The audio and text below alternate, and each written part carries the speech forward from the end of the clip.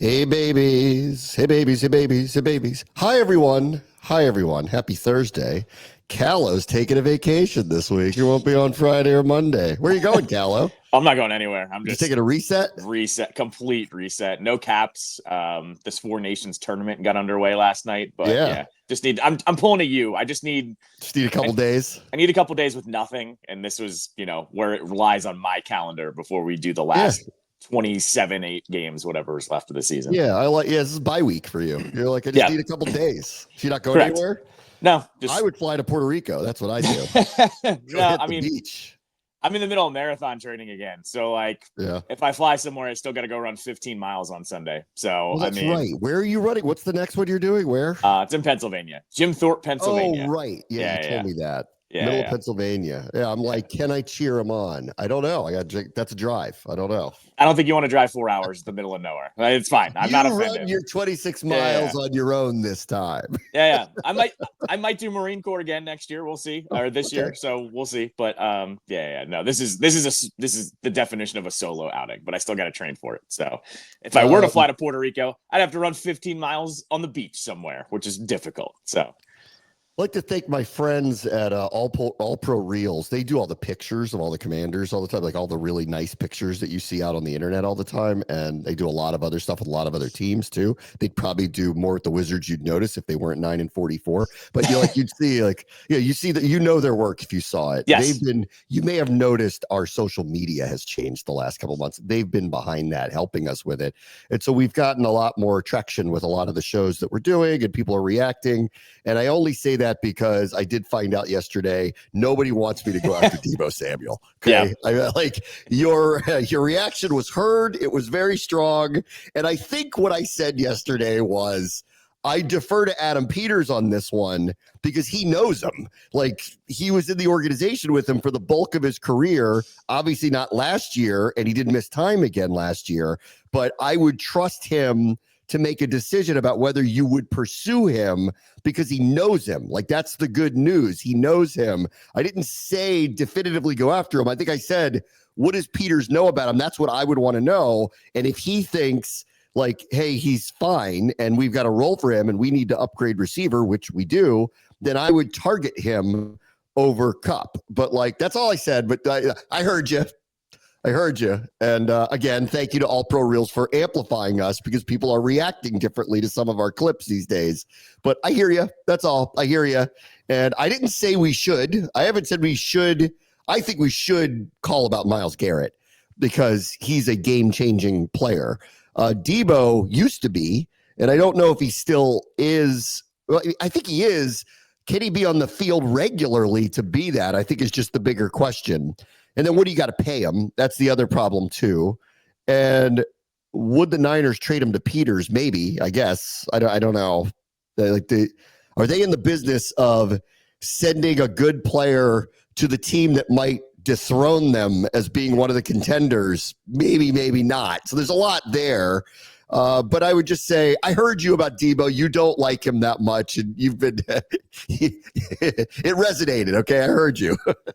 Yeah, it's all the wrong things that you have for a player that you trade for. He's getting old. He's often injured. He's only got a year left. So what's the price tag even on that one? He also, remember the whole point of contention when they gave him that new contract 3 years ago was, oh, I don't want to be a running back anymore. Well, yes. Cliff Kingsbury. I didn't blame him, really. I don't blame him. I mean, me too. He's a wide receiver. He's taking too many hits being a running back. I agree 100%, but I also will say this. Cliff Kingsbury did not hesitate to get creative with all of his players last year to try to get the ball in certain guys' hands. So, if you're kind of having to avoid that situation, I don't know. It just doesn't scream a situation that's ideal for me to go get him. If he's super cheap, I'm willing to take a flyer, but I don't think he's going to be. This is, you have to recall a couple of years ago, every running back they had got hurt, like all of them.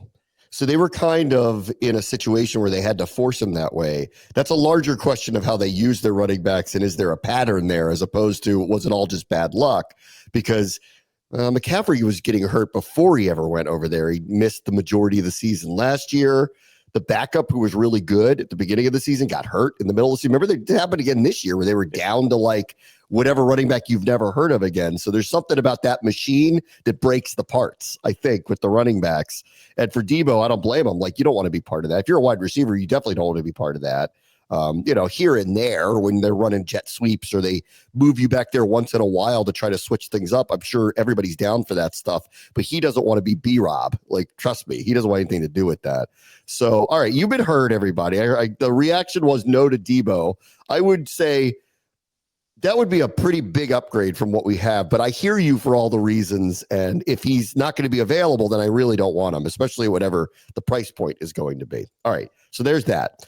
I saw this yesterday where Dak Prescott did an interview and he described next season as our turn, that they're ready to kind of leap up, to which I would describe our turn as this year's all in from them again, albeit free agency hasn't started yet. So we don't know what they're going to do. And I bet Dallas doesn't do anything grandiose, because I wouldn't expect them to do anything grandiose other than maybe wisely try to sign Micah Parsons to a long-term deal before his contract gets even closer to expiring. And people look at Jerry and go, what are you doing with him? Why are you waiting on him? Why wouldn't you get him done? He's one of the best players in the league. He's in his mid-20s. Why would you even threaten losing him? But outside of that, I don't expect them to do anything. So McCarthy left. They hired the guy below him who didn't call the plays, lost the majority of the staff in and around it, had to rehire them. I don't think they're going to do anything crazy in free agency because it doesn't read like they would. I'll be surprised if they do. Where's our turn coming from? Like, what? Why even? I guess I'm all for confidence, but why even say that? He also said that he believes the Cowboys were on the same level as the Eagles. And I will say, I had to fact check this. Dak got hurt last year, obviously, before they even played each other. They got killed in both games. Not a shocker there. But I went back and looked. They actually split that series for like the last 3 or 4 years. So I think that's probably where Dak is coming from. And granted, division game, and the Cowboys were very good in the regular season, before last year. So I think that's where Dak's coming from, is that he thinks because they've split with the Eagles that they're right there on their level. But you and I both know, even if Dak was healthy last year, that team was different. They did not go all in. They were missing pieces. Right. And oh, by the way, this whole it's our turn thing or whatever, Dak's cap hit is $90 million next year. Like, what are they going to be able to do to upgrade the team that much when he is making that much money? And you and I think we like Dak, but he ain't a difference maker in terms of elevating talent. We know what he is at this level of his career. So I don't blame the guy for saying the right thing, but come on, man. Like, you guys are not going to be much better than you were last year. Like CeeDee Lamb had big, high targeted, big number games with Cooper Rush was the quarterback. Yeah. I think Dak is way better than Cooper Rush. Don't read this the wrong way. Yeah, right. Like, I'm not one of those that thinks Dak is really average. I think he's above average. I think he's very good. I don't think he's one of the 5 best. Correct. I think that's an accurate assessment. On any given year, like especially a couple years ago when he was close to being the MVP, he's a top 10 quarterback in the league. If you have a top 10 quarterback in the league, you can win. I don't think he's Lamar or Josh Allen or Pat Mahomes or hopefully our guy. Like, I don't think, or Burrow. I don't think he's one of those, but I don't think he's that far behind it. He's probably the tier below it. And you can win with that. Like it's that quarterback doesn't win every single time. I think people would say the same thing about Jalen Hurts, that they would say Jalen Hurts at times is a top 10 quarterback, but nobody thinks of him, even though he wins so much, that he's Pat Mahomes, Josh Allen, Joe Burrow, or our guy. Like nobody thinks of him that way. So like, I think he's way better than Cooper Rush, but to your point, the numbers didn't really slip off on their offense when Cooper Rush goes and plays, at least in the short, amount of time that we saw it. I believe over a course of a season, it probably would slip off. Like I would imagine that Dak is valuable. He's a good player.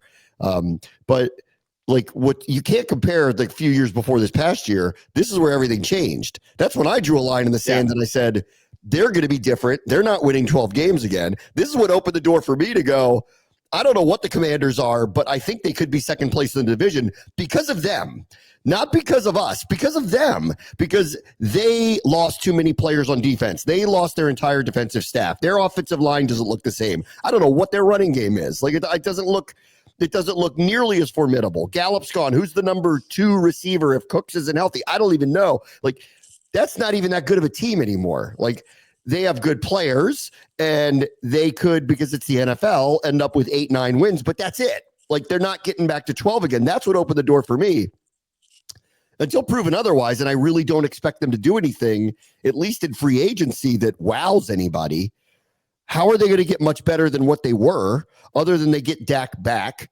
And I assume they're like a candidate to draft that Boise State running back to like try to do something like that. And that may feel like a big deal if they get him there and solve that problem. Dowdle was actually very good by the end of the season, like very good. Not great, but like very good, effective player by the end of the season.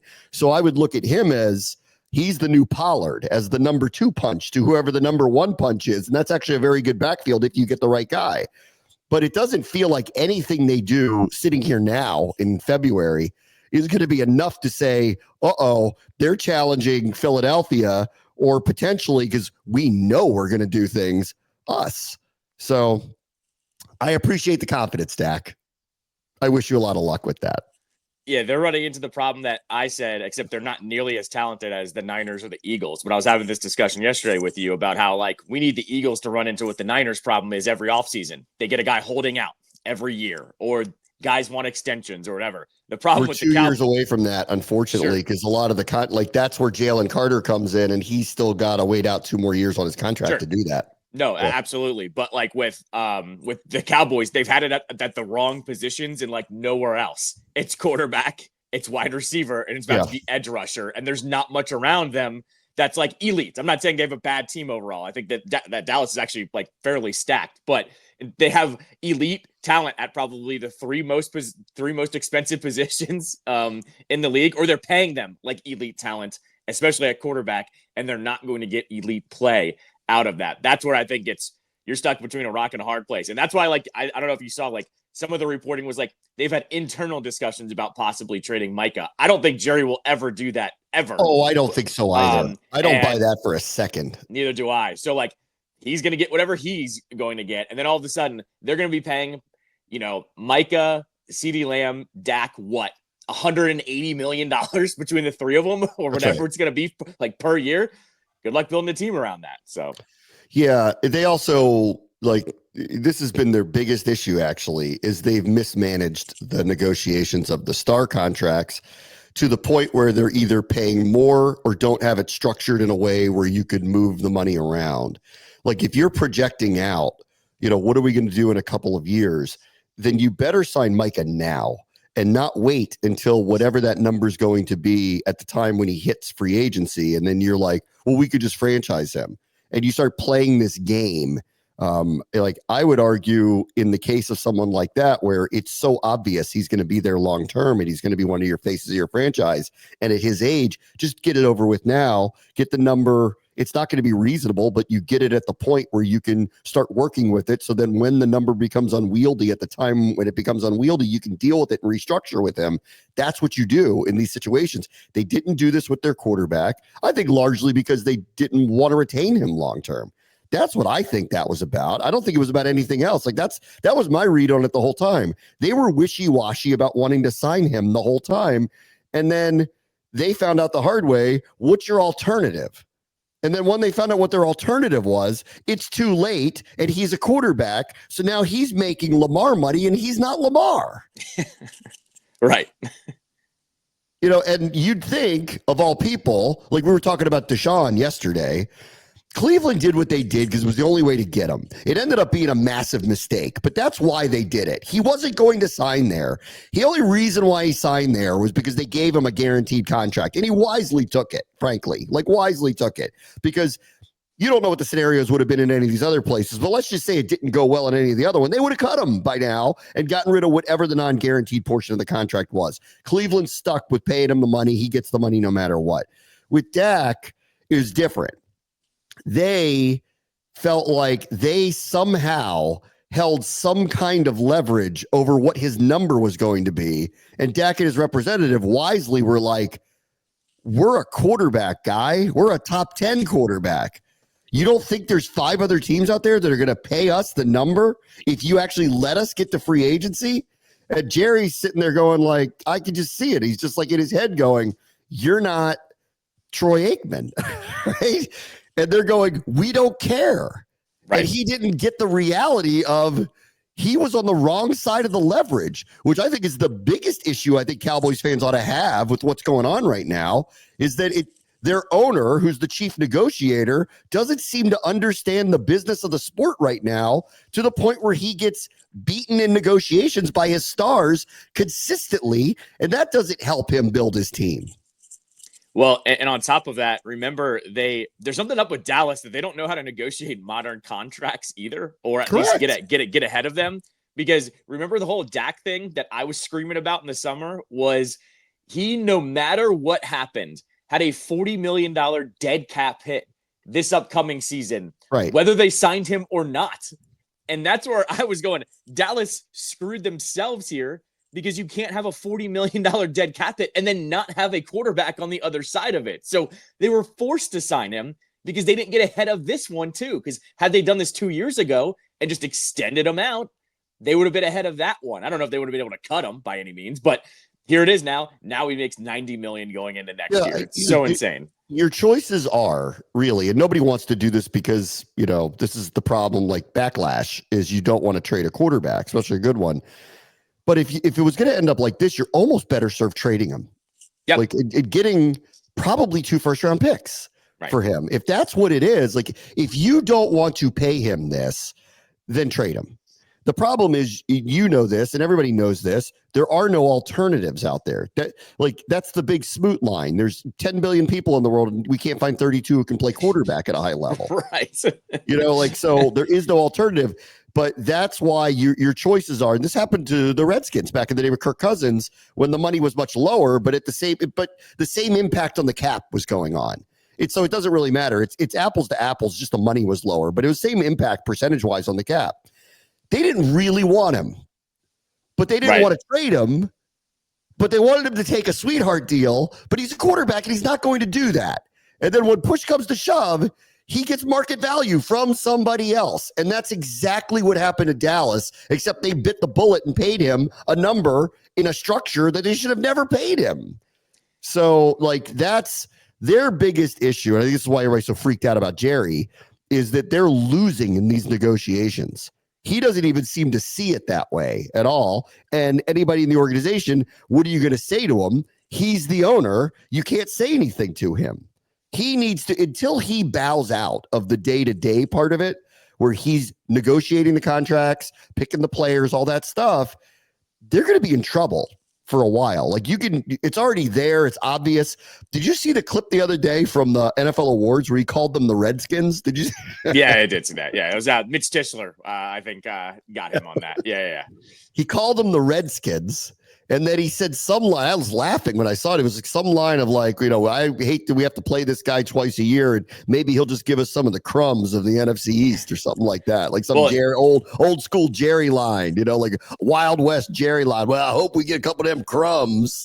Well, he did go full shield though when he was said something along the lines of the league is better when Washington is good. I was like, all right, Jerry owns the Cowboys, but he is shield, when he needs to be. So yeah, I did see that. All right. So speaking of teams that don't seem to understand this stuff very often, Joe Burrow is starting to and I think he's doing the right thing here. He made the rounds at Radio Row, and it's continued this week where he's needling his team into, you've got to keep the players. I know you don't want to. I know writing those checks makes you crazy. I know that deep down in the recesses of your brain, you can't believe you're writing checks this big to anybody. But if you want to win, it's what you have to do. And he went out of his way to go, Philadelphia just won the Super Bowl. Look at how they pay their players. This is how it works when you have a team that can possibly win. So the choice is yours, guys. You can either do that and we can compete, or you can not do that and I will be asking for a trade ASAP, buddy. Like, he didn't have to say that to allude to that and mean that. So when they lose Higgins, is he going to freak out? I don't know. If they keep Chase and they keep Hendrickson, I think that'll be enough to probably suffice. And I think they'll probably say to him, listen, you can't keep everybody in this situation. You do have to make choices. I don't know if Burrow's going to hear that or not. I will tell you this. If for some reason Jamar Chase is not on that team next year, he's going to lose his you-know-what, and he's going to demand to get out of there. I mean, I think Joe Burrow getting traded is the most predictable thing of all time. Like, I said this, even when he signed the extension, I thought he's not going to play that out because the Bengals are going to either play this guy out, as in not surround him with talent, or he's going to get sick of losing because they don't keep the talent. And I feel like we're already on a collision course with it. You tell me that they're going to hand out money to 2 players? I don't think they will. Like, you got to give it to Chase. They have no choice. I agree. He is like, if he's not the best receiver in the NFL right now, he's in the argument about it. So either way, you have to give it to him. In my opinion, you have to give it to him. I agree 100%, but also it's a no-brainer to sign Hendrickson as well. And you know how the Bengals operate. They will not hand out 2 large contracts. I don't think they're going to do it. Neither do I. So it's going to be probably Chase because you want to keep Burrow happy. And then it's going to be, all right, we're going to trade Hendrickson and then try to reload in the draft. And good luck with that. Like, you don't trade players like that if you want to actually compete. And here's the other side of it too. They're in the AFC. Like, they're the 5th best team on paper, essentially, right now. Like, they can upgrade, but you got 4 juggernauts right in front of you, essentially. So they're also in the wrong conference to be messing around like this in their roster. That's the unfortunate part here where I think Burrow is going to ask to get traded. Well, with Burrow, let's see. Who do you think's better? Buffalo's better? You think Buffalo's better, Buffalo, right? Kansas City, Baltimore. Kansas City's interesting. They're an interesting test case to talk about what the future looks like with them. But I mean, their record was what their record was, and they were in the Super Bowl again. So it's like all the arguments about like where they're going probably are hard to make. I'm kind of looking at, we've hit an interesting kind of point with them where I wouldn't be surprised if it starts to dip down a little bit, but Mahomes is so good that they'll never be bad. It's the same thing I felt about Buffalo this past year. I was surprised they were as good as they were because like they did what looked to be like a reset of their roster. And I did wonder, did McDermott kind of tap out with like where they could get to because they hadn't gotten over the hump? They surprised me because Allen is so good. They surprised me. So I don't put anything past Mahomes, but it does feel like an interesting point where Kansas City could dip back a little bit towards the mean after what happened in the Super Bowl. And if you realistically look at their personnel, especially on offense, they need to upgrade it significantly. Like, they're not good enough on that. They're just not. And I don't know what they can and cannot do, but they're not. So they're an interesting one. Baltimore, you think's better than Cincinnati? Yeah, although absolutely. That's probably close. No, I don't think that. I mean, I think it's close. I think it's close, but I think they are definitively the better team. Oh, top to bottom, I think they are. Okay, then who else? Who else do you think is better than them, than Cincinnati right now? Or like when Burrow, and assuming Chase is back, when they're healthy on that side of the ball, like who's actually better than them than those 3 right now? We haven't had an offseason yet, so I don't know. No, you're right. Maybe it's 3. Yeah, I'm trying to think of 4. Like, you could put the Texans on their same level, but they had a down year. Maybe. But they still won a playoff game though. So I mean, sure. You could maybe put them in that same category. But the Texans, though, at the same time, are not like afraid to spend money. They'll give out the contracts. They traded for Diggs last year. Like, I don't know. Maybe I'll put because Diggs is probably leaving, right? So I want to see what happens there. Like, that was a 1-year test for both sides. They actually got a pretty good deal on him. Yeah, that one was actually a good deal. They gave him like a new contract where I think it then became a player option. So if he wanted to stick around, he could, and I don't think he's going to. But like, he wanted to test the water, see how it went, and hopefully get a new deal with them. And if it doesn't go well, he'll get a new deal somewhere else. It's risky for him though, because if he doesn't have a big year, then people devalue him as an older wide receiver, and he doesn't get the same money as some of these other guys. So his offseason is going to be weird. I think there will be a market for him. It'll be at a price point though. Yeah, no, 100%. I think one other team that I'll just throw in the ring there, and maybe they're not as good as the Bengals right now, but they've been making good moves for the last year or two, is the Broncos too. Now they have a quarterback. Like, let's see what they do this offseason too. I liked some of their games, some of their wins this year. I hated some of their losses, so they're up and down. But I don't know. The fact that I'm even throwing those teams around the Bengals tells me they're still not as good as the three in front of them. But we have seen Burrow get them to a Super Bowl, so that's worth something in these arguments too. If the Bengals front office isn't watching what's happening in Dallas, though, right now with the reaction to trading away a generational player, then they're not paying attention to what this could do to sports. And you always like to point out how they always said business was booming with him. Yeah. If they trade him, those people are going to lose it. Yep. Correct. Absolutely. Lose it on them. And I think we're a ways away from that. I think we're ways away from that. I think we're 2 years away. The groundwork's being laid, and Burrow is saying this stuff publicly, probably because he thinks they're not going to do it, and he's trying to publicly pressure them to do it. Well, and it's also, you know how this works. Like, there's not a new manual for how the Bengals are going to spin this either. It's going to go, well, we wanted to trade these guys so we could get all these other picks and we can reload and go for another Super Bowl again. Like, that's exactly how they're going to spin it. And Burrow is like, I'm not trying to develop the 21-year-old wide receiver this late in my career. Like, come on, guys. Like, that's what he's doing. We have our receivers. Sign them. Right. Or he's yelling about, why don't you sign him and then trade for another one? Like, he's saying do more. This is the bare minimum the Bengals are doing. Like, that's what's troubling here. Is like, he's like, the Eagles were also really good and they signed Saquon Barkley. Correct. Like, I think that's why Burrow's freaking out, because he's going, I see that team in Washington and they have their new quarterback. And you know what they're going to do? They're going to go and make some moves on both sides of the ball. And he's like, you know what you guys haven't done? That ever. Right. So I think that's what he's bugging out about. He's like, you're not even keeping my team around, and you're not trying to, be out there and get some better moves in as well. The team crumbling part of it also, this is a lower tier thing that a lot of people aren't paying attention to, but Jermaine Pratt's a very good player. Linebacker, very good player. He's asked for a trade. Now, like, I've heard that he's very close with the DC who just left, Lou Anarumo, who I was actually surprised that they let him go. They had a down year. We played Cincinnati in week 3. I remember getting ready for that game. And, T. Higgins was coming back and Cincinnati was 0-2. The Commanders were just 1-1 at that point. The Commanders were coming off a game where they didn't score a touchdown. Remember, no one thought they were going to win, Yep. And I remember going into it thinking that the spread was a little too high for my liking. I'm like, I think I didn't know what I didn't know about Washington's offense and Jaden yet. And that was the night where they proved it. But I remember sitting there, I got to a big argument with another reporter about they were just like, they're getting ready to get blown out. And I'm like, no, they're not. I'm like, I don't know. And I'm like, it's not because of whether I think Washington's good or not at this point. It's because Cincinnati's defense isn't very good. And they lost a couple of people. Their front isn't really formidable. Hendrickson's very good. Their linebackers are pretty good. Their secondary is average, average.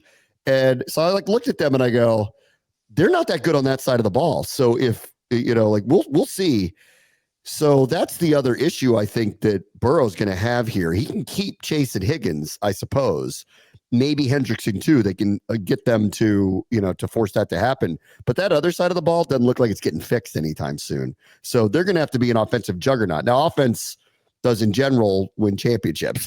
So maybe not this past year, but the Eagles offense also happened to be really, really, really good this year. So if they're going to lean into one thing, they should probably lean into that. I would probably say to him, choice is yours. Do you want Higgins and Chase, or do you want Chase and Hendrickson? Because you're not getting all three. That's probably what I would say to him. And Pratt wants out because he liked the coach he was working with and probably sees the writing on the wall here too, that it's not very good on that side of the ball right now. And he probably wants to get to a contender as well. Well, I'm sure too, it's also turned into do you want to talk about a contract extension? They're like, buddy, you're fifth in line here. So you know what I mean? That's probably the other part of this of, Yeah, he's not getting any headway with the front office at all. They've got too many bigger fish to fry, correct. No offense. They've got to get Chase done, Higgins figured out, Hendrickson. I mean, honestly, if you're not gonna sign Higgins, you should sign and trade him. That's how I feel about him. Sure. You can't let him walk out the door for nothing. That's crazy. Pratt also plays like the weakest position in terms of contract negotiations. Like nobody hands Right. out big money to linebackers. He can be It's the best just one. another example of that thing might be crumbling a little bit. Sure. Yeah, maybe. Out there. Maybe. It's just another sign of that because he's a good player who plays on that team. You know, like if all of a sudden Frankie Louvu said, here, I don't want to be here anymore, it wouldn't make national waves, but here we'd go, oh crap. Yeah. Because it's like someone who's in the locker room who really is good here that we'd go, Pratt is kind of that for them. He's very good there. All of a sudden he don't want to be there anymore. Burrow's publicly telling them, spend the money, guys. Yeah. This is a show me off season for them. And if they lose 2 of those 3 and don't really do anything to upgrade the roster, it's going to get ugly, I think, there. And then all of a sudden the fire sale starts to look like it might happen around there. All right, let me take a quick break. Brett wants to show ESPN 630 at Sports Capital. All right, welcome back. I'm going to spend a lot more time tomorrow talking about this because I'm going to co-join it with what's going on with Jason Kelce at ESPN. But Travis Kelce did make an appearance on his podcast with his brother, New Heights. And I saw one clip, and his line was something to the effect of, I'm not sure if I'm playing next year. I'm not saying I'm retiring, but I want to think about it. That's not unusual, especially for someone at his age. And I know like people think this is a very easy decision. It really isn't. Even for someone like myself, having done this for a long time, when the season's over, you really need to like get away from it for at least a short period of time. It's very draining. It's nonstop. It's emotionally draining.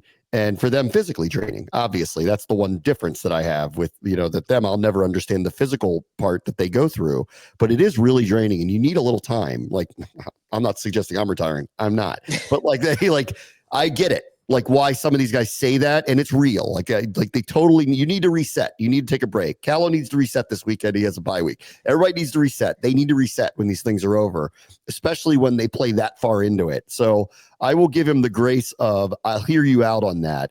But I've seen now, you probably saw this too. There were a couple clips that were shown on the internet from the Super Bowl where Kelce looks like he's not even trying in them. They're really bad look plays. Like Mahomes is scrambling around like a crazy person. He's just literally standing there in the middle of it, like not trying to get open, not trying to block for him, like none of it, just like totally disengaged. And I think it's unfair to judge somebody who's had a Hall of Fame career on a couple of clips. Like I think that's unfair. That said, it's the Super Bowl, and to see it was jarring. And I'm sure today he's seeing this too, or knows how he played. And it's probably even a little internally jarring for himself. So he really needs some time to think about this, about do you really want to do this? Because you gave your worst effort in the biggest game. So what's that about? Why? He did even acknowledge that too. Like he acknowledged personally during the clip of saying that he was going to take some time, was just like, I wish I could have played better. And he literally like apologized and just said, I couldn't be the player I wanted to be that day or whatever the phrase was. Don't quote me on it, but he was basically just already very apologetic for however his play was. And I don't know what was going on. The clip that I actually point to was, I don't know if you were watching the TV when they were going to halftime and they showed him walking off the sideline. He looked like he was about to cry. Like, and they were down 24-0. That's a 3-possession game for one of the greatest quarterbacks of all time. So like for me, like I don't know. Like, yeah, I get it. It's tough sledding. Don't get me wrong, but it wasn't 40-0. Like there is a difference there. You're getting the ball back at half. Like, you had a disastrous first half and you've been down 10-0 in every Super Bowl. Like, suck it up. His body language and the way he looked was actually jarring to me because he's actually usually one of the ones that's really competitive. Remember, he and Andy Reid got in the screaming match last year? Like, that's the Kelce that I was waiting for him to yell at somebody. But I don't know. To me, it was the body language. And I don't know, maybe was he banged up? Was the season catching up to him? Was he just mentally checked out? That's crazy to think in the Super Bowl that he was, but you're right. Like it looked that way. So I don't know what was going on. It didn't look right. And yeah, I heard the clip too, where he was like, I wasn't myself or whatever it was. So maybe something will come out about whatever was going on. Like people always forget these guys are human. Like, I don't know what was going on. Like, I don't know either, but it looks bad. Sounds really bad. They played really poorly going in. I think I said like, the Eagles' issue is covering tight ends. They allow a lot of yards to them. This means this guy should have a huge game here.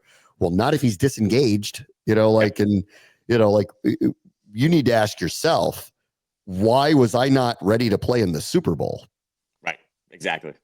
And only he has probably an answer for that will make any sense at all.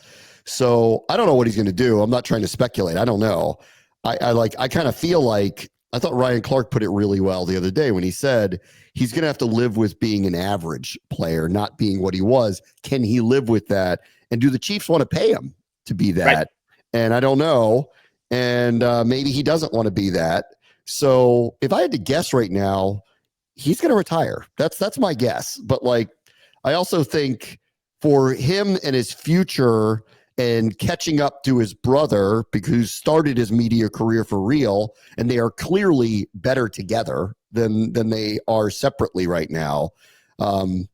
It might be the right thing to do also to transition into it sooner rather than later. So my guess in February is he retires. That's what I think is going to happen. I'll flip the other way here only because of one factor. He broke, I believe it was Jerry Rice's record for most catches in the Super Bowl. Even in the loss on Sunday, I think it was Jerry Rice. So he has the most catches of any player in the Super Bowls, in Super Bowls cumulative. My thing is, I think he's a little too prideful. I don't think he's going to retire off a Super Bowl loss. I think he runs it back one more year. And because I think we've seen this before with these types of athletes, they should hang it up, but they can never get over losing the last game and then retiring. So I think he would if they had won. But they didn't, and I think he's going to run it back one more time. That's what I think. Yeah. The other thing, and nobody knows this, only he knows this, what the longevity of an extremely high-profile relationship is. And if that is not going to continue into next year, that's going to be publicly mocked for him. Yep. And so, not that he needs to think about that, but that's just welcome to the internet, welcome to mean sports fans, welcome to all of that. And he's going to be an older player coming off an average year. And if he suddenly, for whatever reason, isn't with her, or even if he is, because it's she got booed at the Super Bowl the other day. Yeah, it's just an added layer. And when you're together with someone like that, there's always an added layer. But it is something to think about. If he knows that this is not going in the direction of marriage anytime soon, and they may end up going their separate ways, you're going to find out what kind of skin he has when he has to do interviews the week of a Raiders game about her. It's just, that stuff sucks. That's just the reality of the world we live in, and that sucks. But I think he needs to think through, what is it going to be like being a professional football player if that's not ending? And maybe he's getting married to her. I don't know. But who knows? As you and I know, when Taylor Swift has a breakup, we all know it happens too. Yes. So it'd be a little more high profile than we're used Correct. to. That's what I'm saying. It's crazy you have to think about that, but I think he does. And only he knows what his relationship is. And if everything's going great and they look like they're going to be together for the long term, then don't worry about it. But if they're not, she's the most famous woman in the world. So if they're not, I don't know. The other factor of this too, by the way, I'm glad you brought up what the fan perception is going to be. Did you see Jason Kelce getting emotional? He must have been going through it at the Super Bowl with fans. Did you see him basically start crying on New Heights? Jason had to reiterate. He was I told everybody going into the Super Bowl, I was going to be happy and sad no matter what happened, because I played for that team, the Eagles, know all of those guys personally, made the difficult decision to hang it up. And if they won, I'd be so thrilled for them, but I'd be devastated for Travis because he's my brother. And they said, and vice versa. I'd be devastated for all of them and be happy for my brother. And he got emotional because I don't know if people were giving him crap for it all week or whatever, but yeah, to your point about the fan interaction, that's 1% of what Travis Kelce would get if whatever you're talking about is. And if it was getting Jason like that, it would probably get Travis in a pretty similar way, if not worse. I mean, listen, being this high profile person is hard. It's really, really, really, there's great parts to it. It's hard all at the same time. So they got to think about it. All right, we'll be right back. Brave Watch the Show, ESPN 630 Sports Capital. All right, welcome back. Let's talk a little basketball for a moment. Brian Windhorst says that Kevin Durant is getting dealt this offseason and everybody knows it. He knows it. The Suns know it, and everybody knows it.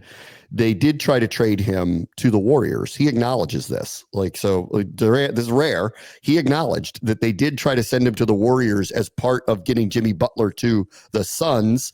And he nixed that because he said he didn't want to go back and have a reunion with them, which I don't know why. I mean, it's a better situation than the one he's in Phoenix currently. They couldn't get out of Brad. So I don't know why he didn't want to do it, but he didn't want to do it. So it's not the worst thing in the world that you have to play out the season with Kevin Durant, but he is getting moved, and Windhorst says he knows this. Everybody knows this. So we'll see where he goes. We're long past KD to DC for sure, but I don't know where his career goes from here. It'll be interesting. And I'd love a little more context to why he didn't think going back and playing with Steph and Draymond was a path to being competitive again. Yeah, I have no idea. I know Durant's just a weird dude, though. Like we've seen this where he beats to his own drum. I'm interested to see what the trade market is for him. Like, I'm sure somebody would trade for him, but sure. Is he elite anymore? Is he a difference maker? Sure, but like, I think the track record kind of speaks for itself with him at this point. He went to Golden State, joined that super team. They won championships before. They won championships with him. They won championships after without him. He went to Brooklyn, had 2 superstars there, couldn't get it done. Is on the Suns now, can't get it done. Like, I don't know. What's the market? What team is trading for him that they think puts him over the top? Because I think his track record the last couple of years has spoken for itself. I mean, so would he go back to Oklahoma? Let's say they fall short, Oklahoma City this year, because they've got a crazy record. Sure. They're going to win the West. They're 8 games clear. Yep. And let's just say because you'll go listen to the same segments where they'll go, nobody thinks they're unbeatable. Like, there's not a single team that thinks they're unbeatable. Like, just get into the dance, get them, and you'll see what happens. Let's say they fall short. They lose the semifinals or Western Conference Finals. Do they look at him, bring him home, and he's off the bench, but he could be a closer for them, another piece that puts them over the top? Maybe. Right. Maybe. Does Minnesota, who just changed ownership and it's A-Rod now, want to make some kind of splashy decision off of the trade they made a year ago to give somebody to Ant to make him feel like, hey, I've got a superstar with him? Like, I could see that. But I agree. I don't know what the market looks like. I don't think it's vibrant. Yep. For him. Right. I think exactly. the teams that are set, there are very few that are set that would look at him and go, let's bring him in here, I think. Like, what would his role be? Well, and you have to factor, like, where does he want to go? Because I guess, like, the OKC and Minnesota markets, those actually sounds like markets he would like to go to. Like, we know one thing about KD is he likes being low key and not like this high profile athlete. And like, you look at some of the other teams that might want to hit a reset and trade for him. Like, would Miami want to trade for him? But would he want to go to Miami? I don't think so. I don't think he wants to mess around with Pat Riley in that franchise. I don't think so either. And then off of that trade, like, why would he want to go there now? Like, they don't look any closer to winning, right? Exactly. That would be to just want to live there. Right. Which isn't KD, though. KD wouldn't want to live in Miami. Like, so, yeah, like, I think this is a kind of a, I don't know, whatever the market is, I don't think he's going to garner, like, all these picks back either. Like, he's going to get some assets, but nothing crazy. Yeah. I looked at the standings. It won't happen, but the Lakers-Dallas is possible in the playoffs. They would need Dallas to win enough to get to about the 5-4 situation. And there are a few games, 3-4, or like 4 games back of that. So it's very unlikely that would happen. But, you know, for Adam Silver, who's begging for viewership and all this stuff, if they could get that, that would just be amazing. Well, I mean, AD's already hurt. So, I mean, you know, it's not going to happen. Good luck with that. It's not going to happen. But like, games 3 and 4 in Dallas with Luka there would be outrageous. Just I agree. The crowds would be worth the price of admission. It'd be a sellout to boo the management and ownership of the team. I was going to say, I think you'd see 77 Lakers jerseys in the crowd. Yeah. Yes. All right. Last thing. So, not that I'm surprised by this, because Stephen A. Smith has been going on a lot of Fox, CNBC, like all the political, like channels, not afraid to go on any of them, likes going on Fox. Sean Hannity likes having him on. He'll argue with them. Stephen A. just likes arguing with people. He's been dabbling in politics. As of a couple of weeks ago, there was, I don't know who did this, but there was an actual poll that was done, and it was like 2% of people would, want Stephen A. Smith to be president. Those are all Knicks fans, I guess. I don't know who that is. I don't know who is that got polled that. Like when we made fun of the Today Show did the Commander's name release, and I'm like, Ethel in Madison, Wisconsin has no idea what's going on here right now. Ethel in Wisconsin has no idea who Stephen A. Smith is. No idea. So it'd be a long road to get there. But yesterday on one of those networks, I can't remember which one, it was like CNBC or something like that, he did say, I would have interest in it to run for president. So, not that I'm surprised. Like when he said last week, I'm not a politician, I don't want to do this, I was like, good. Like that makes more sense to who you are. But now he's admitted that he is, and not that I'm surprised because he keeps showing up on these shows, that he is interested in something like this. I mean, we live in the dumbest timeline. Like out of all I love Stephen A., but give me a break. Like it's not a debate with Kim Jong-un, okay? But Kim Jong-un is not Skip. Like, what are we talking about here? This is not a political statement. Look at our current president. You didn't think he took a look at Trump and said, "Well, I can do that if he can do that." I agree with that. So and like I said, that's not a political statement. There's a guy that did not enter in politics at all his entire life and became the president. So I think Stephen A's going. This is like, I'm the voice of the Commanders. I went viral 5 times. Should I be the governor of Maryland? Like what? I think you're aiming too low. Aim for president, because apparently that's what you got to do. Like, I mean, once again, I'm not even making a political statement here. A failed U.S. businessman is a 2-time president in this country. I think Stephen A. took a look at that and went, I'll throw my hat in the ring, and I think he should. I would just ask him this: why would he want that job? That's a good question too. I wouldn't want that job these days. So yeah, I don't know. What side of the aisle would he run on to? Did he say? There's a large group of impressionists out there going, please run for president because you're going to make my career. Correct. Yes, exactly. Yeah. Malaysia. Yeah. Right. SNL would be fantastic, actually. Yes. Vladimir Putin is not Dan Orlovsky. It's not going to be the same conversation. Right. Exactly. Well, listen, I get it has. Trump has changed everything. Anybody can be president. That's right. Yeah. Follow your dreams, kids. Yeah, Follow your dreams. I guess. All right, everybody. Talk to you tomorrow. Bram and Callow, 6:30, the Sports Capital.